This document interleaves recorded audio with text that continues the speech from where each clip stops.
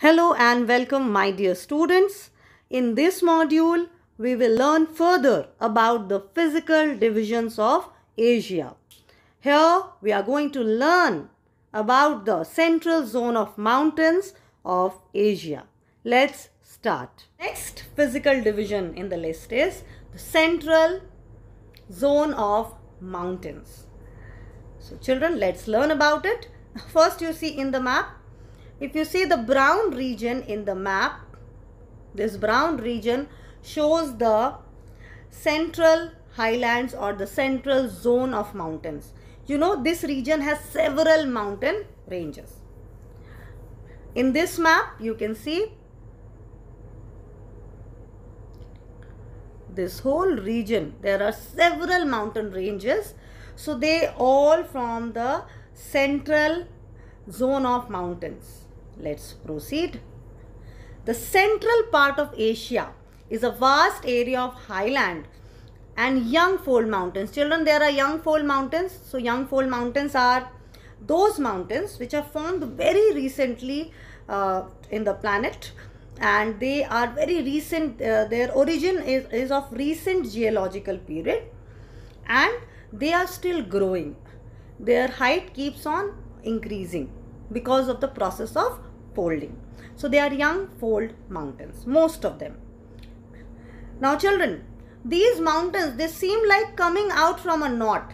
Children, when we take a thread and we just twist it and stretch, we get a knot. So there are two knots in Asia. One is Pamir knot and the another one is Armenian knot. We'll learn about them. Don't worry. We'll see in the map and we'll learn gradually.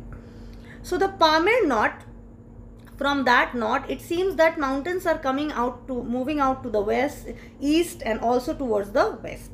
Similarly, in case of Armenian knot also, mountains seem like radiating out. They are coming out from that knot. It's not actually like that, but it seems. So we have named them Pamir knot and Armenian knot. So children, let's proceed. To the north of India lies the Pamir knot, from where several mountains radiate out in all directions.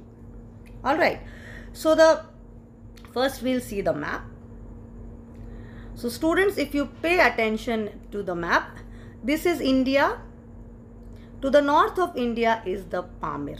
This is the knot called Pamir knot. And if you see carefully, you will find out it seems that the mountains like Karakoram, Himalayas, Kunlun, Altun Shan, they are moving out from the Pamir towards the east. And the Himalayas further, they become Arakan Yoma and Pegu Yoma in Myanmar. So, towards the east radiate out Karakoram, Himalayas, Kunlun, Altun Shan, and it seems they are moving out from the Pamir knot. Now children, towards the west moves out Hindu Kush, Suleiman, then we have Zagros, Elbrus, and then further if we move, we have the Taurus mountains. So students, these mountains, they are Hindu Kush, Suleiman, they are moving out towards the east from the Pamir knot. And the mountains like Karakoram, Himalayas, Altun Shan, they are moving out towards the east. So Pamir is a knot from where it seems that the mountains are radiating out towards the east and towards the west. So I hope children this is clear. Apart from this, you can see this picture. This is of Himalayas. You know children, Himalayas, they occupy northern part of India and even other countries like Nepal, and they are in three parallel ranges, and the highest range is Himadri. The middle Himalayas are called Himachal, and the lower Himalayas are called Shivalik Himalayas. So these are the three parallel ranges of Himalayas. Himalayas further extend to Myanmar and they are known as Arakan Yoma and Pegu Yoma. We have just seen in the map. Now, Ranges lying to the east and west of Pamir we have already discussed. So we'll proceed. Among all the ranges of Himalaya, the Himalayas are the highest. Children, we have learnt about all the ranges right now which are coming out from the Pamir knot. That is the Hindu Kush, Sulayman. Then we have learned about Zagros, Elbrus. But among all, Himalayas are the highest, and Mount Everest is the world's highest peak. Students, all of us are aware of this fact. So this mountain peak is on the Himalayas. So let's proceed. Now the next concept which is important related to the central mountain is intermontane plateaus. Children, this is very important. Just you have to understand, and it's very simple also. Intermontane plateaus. So what are intermontane plateaus? Intermontane means plateau that is surrounded by mountains. Alright, so the plateaus that are enclosed by mountains. It's a very simple meaning. Plateaus which are surrounded by mountains are known as intermontane plateau. And the best example in Asia is the plateau of Tibet. The plateau of Tibet is an intermontane plateau. It is surrounded by several mountain ranges, and it lies between Himalayas and Kunlun mountains. So the plateau of Tibet lies between Himalayas and Kunlun mountains. Let's see.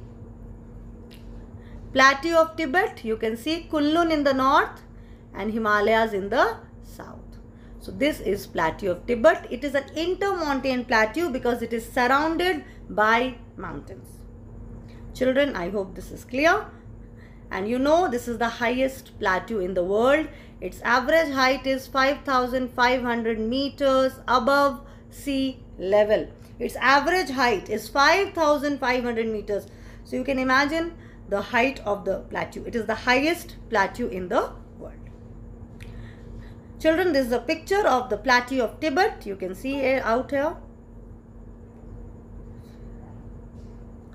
And this is another picture again showing the plateau of Tibet. Then this is plateau of Iran. This plateau is again an intermontane plateau. You can see it is surrounded by ranges like Elbrus, Zagros. So this is another intermontane plateau. Then is plateau of Mongolia. So here lies the plateau of Mongolia. This is another important plateau which is in the central part of Asia, and you can see this plateau, and this map shows Mongolia. Mongolia lies in the Mongolian plateau or the plateau of Mongolia. This is the another plateau which is plateau of Anatolia. The plateau of Anatolia. You can see Mediterranean Sea in the south and Black Sea to the north. So this is plateau of Anatolia. Students, that's all about the central zone of mountains of Asia. Thank you very much.